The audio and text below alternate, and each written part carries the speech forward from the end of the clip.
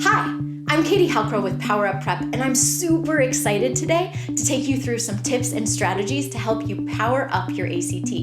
If this is your first time with us, first, welcome. Second, check out the link below. There, you're going to find the ACT questions and the note sheets that you can do along with these videos.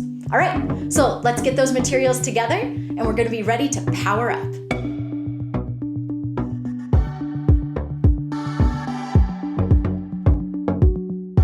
Okay, so we're back, and now what I want to talk about are verb questions. There are two types of verb questions on the ACT test, and they have similar answer choices, but there are slight differences. So I want to go into number one, how to recognize the verb questions, and then number two, how to answer them.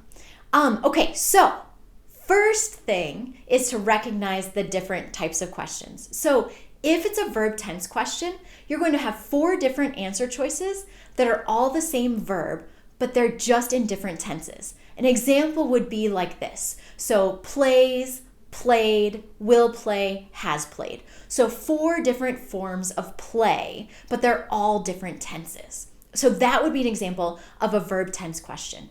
Then we have subject-verb agreement questions. So subject-verb agreement questions are really similar. It's still going to be the answer choices, all 4 answer choices are going to be the same verb, but this time, rather than being in 4 different tenses, at least 2 of the answer choices will be in the same tense. So an example would be is playing, was playing, are playing, has played. So if you see is playing, was playing, are playing, has played, 2 of those are in the same tense. If you're not quite sure which one, I'll give you a tip to remember. So there are 4 pairs that appear if it's a subject-verb agreement question.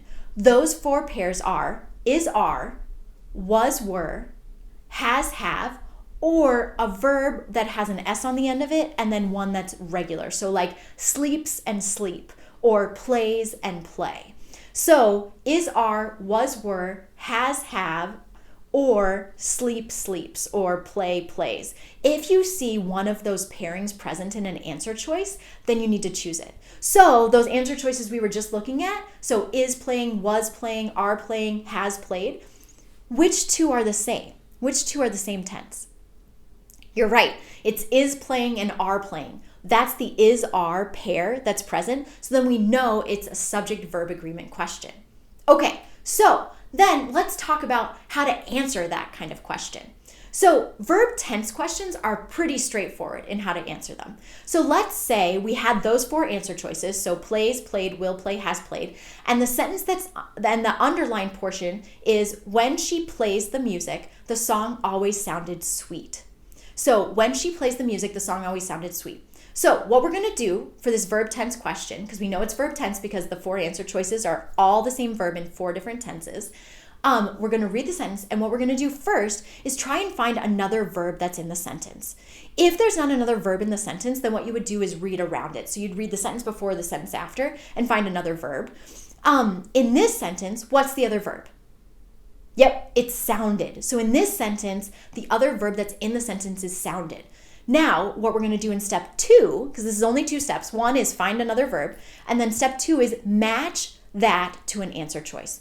So sounded is in the past tense, so then what we need to do is pick an answer choice that's in the past tense, and in that case, we're looking at played, because played is in the past tense.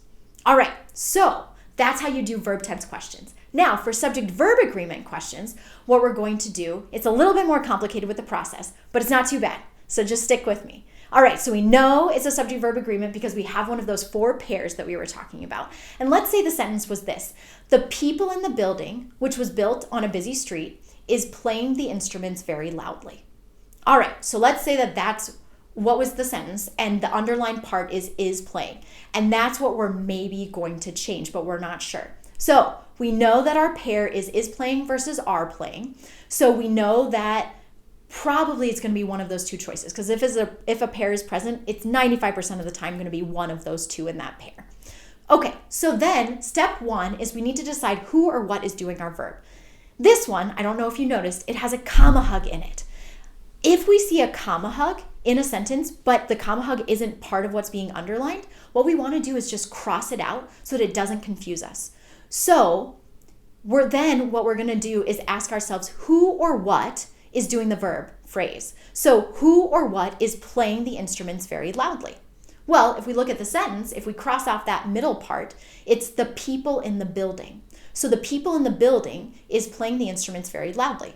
Now, the people in the building. Now what we have to do is decide, is that singular or plural? So the people in the building is plural. So now step 3 is if it's singular, we use the word he, and if it's plural, we use the word we.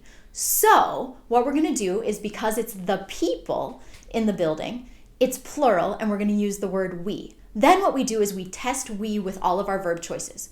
Would we say we is playing, we was playing, we are playing, or we has played?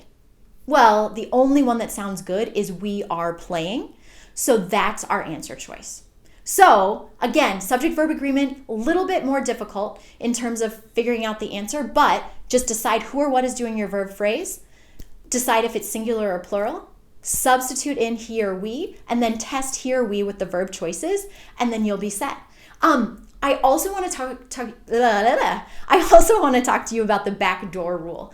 I call this the backdoor rule because if you just can't decide what the subject of the sentence is, you sometimes can get these right just by choosing he or we and trying it with the verb choices and picking the odd man out. So for this example, if I would have chosen he, I would have had he is playing, he was playing, he are playing, and he has played. The only one that doesn't sound good is he are playing. So then we would choose that as our answer choice.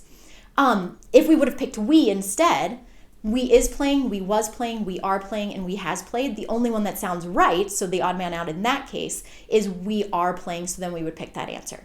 So it doesn't always work, so it's really best to try and figure out what the actual subject of the sentence is. But if you can't figure it out, if it's pretty confusing, try that backdoor rule with either trying he or we and then picking the odd man out. So either the one that is right or the one that sounds wrong. And then you can get the answer right. All right, let's try some. Thanks so much for watching. I really hope that this was helpful.